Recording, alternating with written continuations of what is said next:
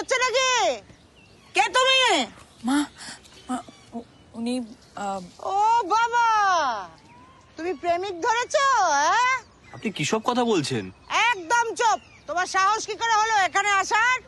তখন থেকে দেখছি এখানে দাঁড়িয়ে ফটর ফটর ফটর ফটর করছো। কে তুমি? আমি সরকারি কাজে এসেছি। কে সরকার? কোন পাড়ায় থাকে? রাজ্য সরকার। রাজ্য সরকার? তুমি রাজ্য সরকারের লোক? হ্যাঁ, এখানে বাজে কথা বলে জায়গা পাও না, ধাপ্পা দিচ্ছ। কে তুমি? সত্যি কথা বলো তো।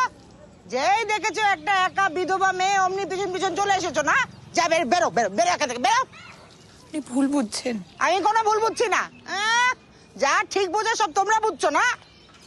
আমি মাঠে কাজ করতে গিয়ে অজ্ঞান হয়ে পড়ে গেছিলাম। উনি আমাকে হাসপাতালে নিয়ে গেছেন।